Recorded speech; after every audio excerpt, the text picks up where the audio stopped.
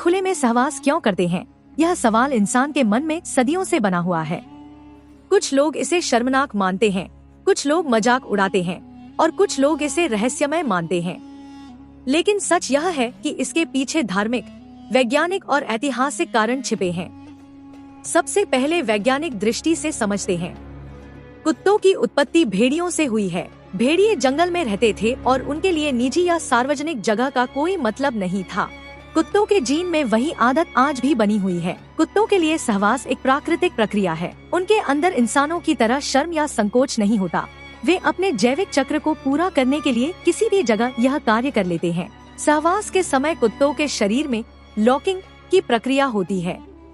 नर और मादा कुत्ते कुछ समय तक एक दूसरे से बंध जाते हैं।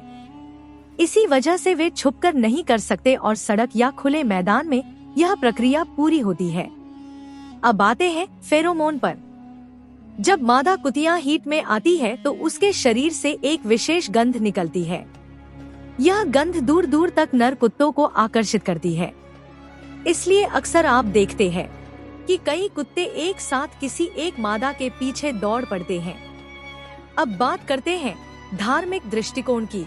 महाभारत में एक कथा आती है जब युधिष्ठिर स्वर्गारोहण यात्रा पर निकले। उनके साथ एक कुत्ता भी चलता रहा।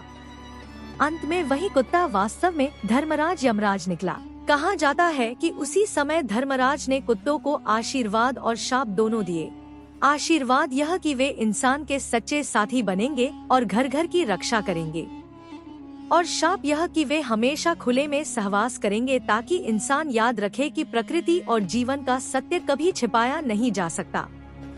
भारत में कुत्तों को भगवान भैरव के वाहन के रूप में भी माना गया है। माना जाता है कि कुत्ते मृत्यु और जीवन का प्रतीक हैं। इसलिए उनका सहवास भी खुले में होता है, मानो यह संकेत देने के लिए कि जन्म और मृत्यु का चक्र सबके सामने है। इतिहास में भी देखें तो प्राचीन मिस्र और ग्रीस में कुत्तों की पूजा होती थी। वहाँ भी लोग उनके खुले स्वभाव को प्रकृति का हिस्सा मानते थे। कभी इसे रोकने की कोशिश नहीं की गई। कुत्तों के झुंड में सहवास का एक और कारण है प्रभुत्व। नर कुत्ते अक्सर खुले में यह कार्य करके अपना वर्चस्व जताते हैं। यह उनके लिए शक्ति और अधिकार का प्रदर्शन भी है। कुत्तों का स्वभाव आधा पालतू और आधा जंगली ही रहा है। इसलिए वे इंसानों की तरह सामाजिक नियमों में बंधे नहीं हैं। उनके लिए प्रकृति का नियम ही सबसे बड़ा है। यह भी माना जाता है कि खुले में सहवास करने से पैदा हुए पिल्ले ज्यादा मजबूत और सहनशील होते हैं, क्योंकि प्रकृति ने उन्हें कठोर माहौल में जीने के लिए बनाया है। तो कुल मिलाकर कुत्तों का खुले में सहवास कोई शर्म की बात नहीं, बल्कि प्राकृतिक, धार्मिक और ऐतिहासिक सत्य है। वह हमें यह याद दिलाता है कि जीवन का हर सत्य, जन्म हो या मृत्यु, छुपाया नहीं जा सकता। और यही है कुत्तों के खुले में सहवास की असली कहानी। यूनिक ब्लॉगर, जहां हर रहस्य का सच आपको मिलता है सबसे अलग अंदाज में।